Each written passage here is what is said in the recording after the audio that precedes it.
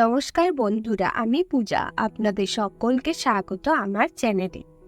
আগের ক্লাসে আমরা দেখেছি যে কিভাবে বিভিন্ন ধরনের মেহেন্দি দিয়ে আমরা শেপ আঁকতে পারি। যারা এখনো আগের ক্লাসটি দেখেননি তারা অবশ্যই আগের ক্লাসটা দেখে নেবেন। আজকের ক্লাসে আমরা শিখব যে কিভাবে আমরা পাতা আঁকবো। তাই জন্য আমি প্রথমেই আজকের সাবজেক্টটিকে লিখে নিয়েছি। তো চলুন আজকের ক্লাসটাকে শুরু করা যাক। এর জন্য আমি প্রথমেই সুন্দর করে একটি ছোট্ট পাতা এঁকে নিলাম। এইবার আমরা 1 নম্বর দাগ দিয়ে দিচ্ছি। এইবার দেখুন আমি কিভাবে পাতাটা আঁকছি। ওপরের দিক থেকে একটু কার্ভের মতো করে, আবার নিচের দিক থেকে কার্ভের মতো করে মাঝে একটা দাগ টানছি। ভালো করে আপনারা লক্ষ্য করুন যে আমি কিভাবে আঁকছি, যে ঠিক সেই রকম ভাবেই কিন্তু আপনারা প্র্যাকটিস করুন। দেখুন আমি প্রথমে যেইভাবে আঁকলাম, দ্বিতীয় নাম্বারেও আমরা কিন্তু ঠিক একই রকম ভাবে আঁকছি। প্রথমে উপরের দিকে আঁকলাম, তারপর নিচের দিকে তার উল্টো দিকে আঁকলাম এবং মাঝখানে একটা আমরা পাতা এঁকে নিলাম। তিনটে পাতাতেই আমরা একটা করে মাঝে দাগ টেনে নিলাম। মাঝখানে দাগ না টানলে দেখুন মনে হবে যে পাতাটা কমপ্লিট হয়নি। তাই জন্য আমরা যখন বড় আর শাঁকা পাতা আঁকবো তখন কিন্তু আমরা মাঝে একটা করে দাগ টেনে নিই। দেখুন আমি এইবারে যে পাতাগুলো আঁকলাম সেগুলো আমি কিন্তু ভর্তি করে নিলাম। ঠিক আছে, তো এইরকম ভাবেও আমরা ভর্তি করে পাতা আঁকতে পারি।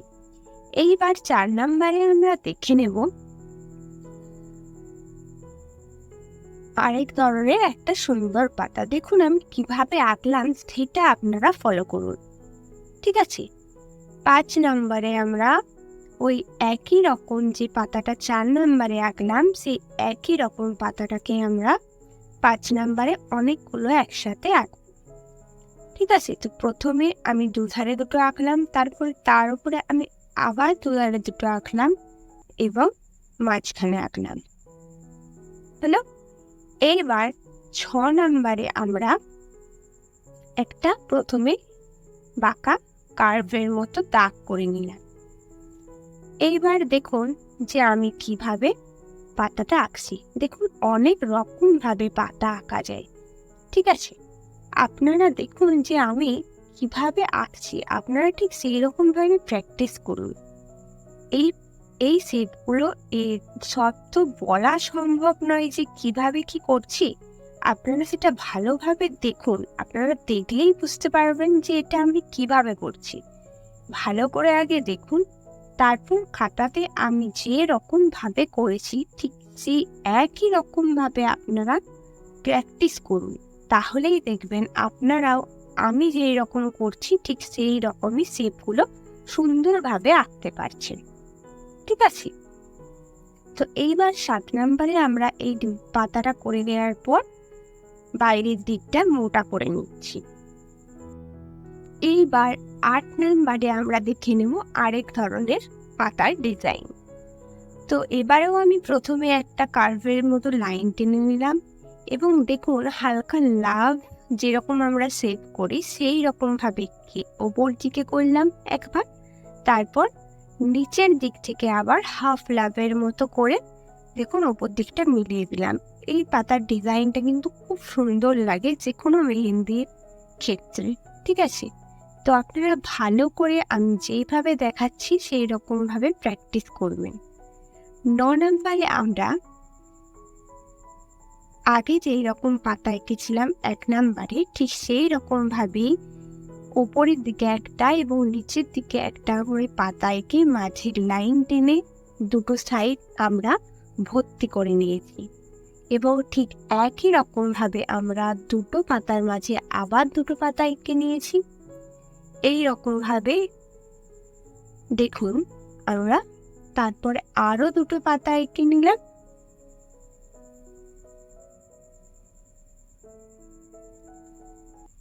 এইবার আমরা মাঝখানে একটা পাতা এঁকে নিচ্ছি।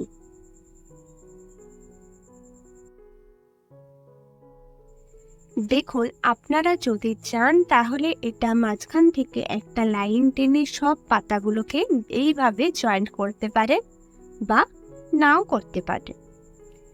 এইবার আমরা 10 নম্বরে দেখে নেব। প্রথমে দেখুন আমি কিভাবে এই পাতাটা আঁকছি, খুব মন দিয়ে দেখুন।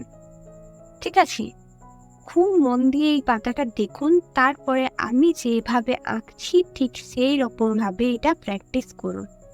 এটা কিন্তু অতটাও সোজা নয়, তাই খুব বেশি পরিমাণে আপনাদের 10 নম্বরের পাতা ডিজাইনটাকে প্র্যাকটিস করতে হবে।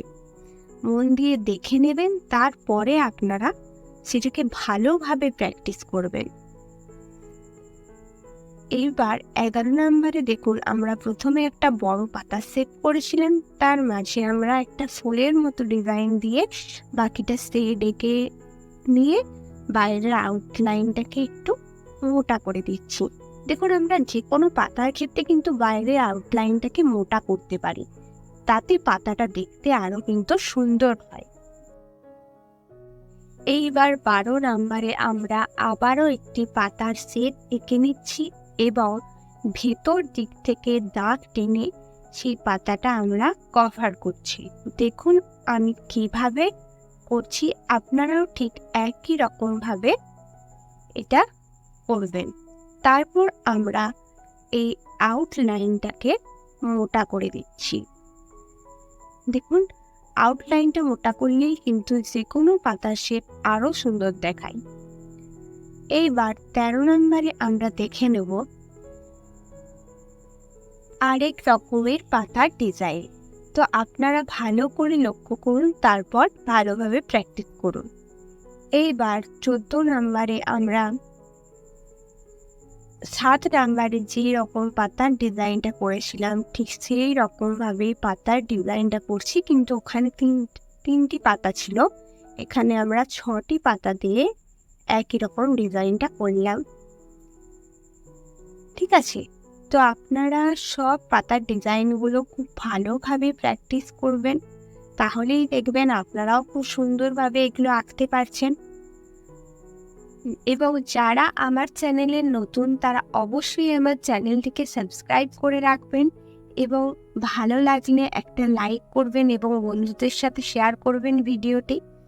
দেখা হবে আবার পরের ক্লাসে। আজকের ক্লাসটা এই পর্যন্তই ছিল। তো এই ক্লাসে নিয়ে কারো কোনো সমস্যা থাকে বা আপনারা যদি কেউ কোনো জায়গা না বুঝতে পারেন তাহলে অবশ্যই আমাকে কমেন্ট করে সেটা জানাবেন, আমি অবশ্যই সেটা সমাধান করে দেওয়ার চেষ্টা করব। তাহলে আজকের ক্লাসটা এই পর্যন্তই, দেখা হবে আবার পরের ক্লাসে। আপনারা খুব মন দিয়ে প্র্যাকটিস করুন।